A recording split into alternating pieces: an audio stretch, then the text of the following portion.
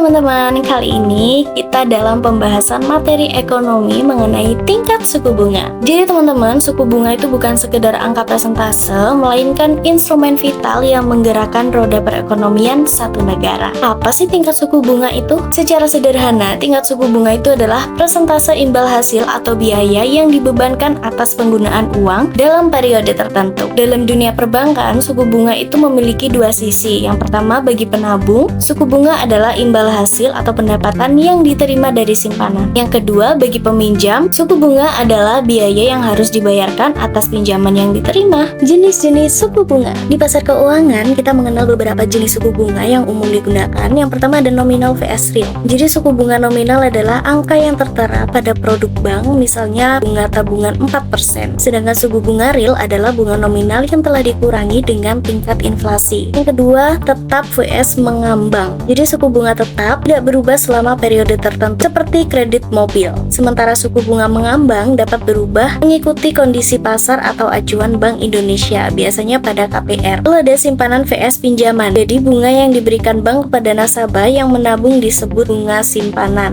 Sedangkan bunga yang ditagihkan kepada peminjam disebut bunga pinjaman. Dan selanjutnya ada faktor yang mempengaruhi suku bunga. Nah, naik turunnya suku bunga itu tidak terjadi begitu saja, melainkan dipengaruhi oleh beberapa faktor kunci. Yang pertama, karena kebijakan Bank Indonesia. Nah, Bank Indonesia sendiri menetapkan BI 7 Days Reverse Repo Rate sebagai acuan nasional. Lalu ada inflasi. Jika inflasi tinggi, suku bunga cenderung dinaikkan agar masyarakat lebih memilih menabung daripada belanja berlebihan. Lalu ada permintaan dan penawaran uang. Nah, tingginya permintaan kredit akan mendorong kenaikan suku bunga. Lalu ada resiko kredit. Semakin tinggi resiko seorang peminjam, semakin tinggi pula bunga yang dikenakan oleh bank. Dan yang terakhir, ekonomi global. Jadi kondisi krisis dunia atau perubahan nilai tukar juga turut berperan. Untuk dampak perubahan suku bunga terhadap ekonomi itu apa saja sih? Nah, perubahan suku bunga itu memiliki efek domino yang luas. Yang pertama, jika suku bunga naik, masyarakat cenderung menabung, konsumsi rumah tangga menurun, investasi perusahaan melambat, dan kredit menjadi lebih mahal. Namun, sisi positifnya adalah nilai tukar rupiah cenderung menguat. Jika suku bunga turun, ekonomi menjadi lebih bergairah, masyarakat lebih banyak berbelanja, perusahaan meningkatkan investasi, kredit lebih mudah diakses, dan pertumbuhan ekonomi meningkat. Nah, jadi bisa disimpulkan ya teman-teman, kalau memahami suku bunga itu sangat penting bagi siswa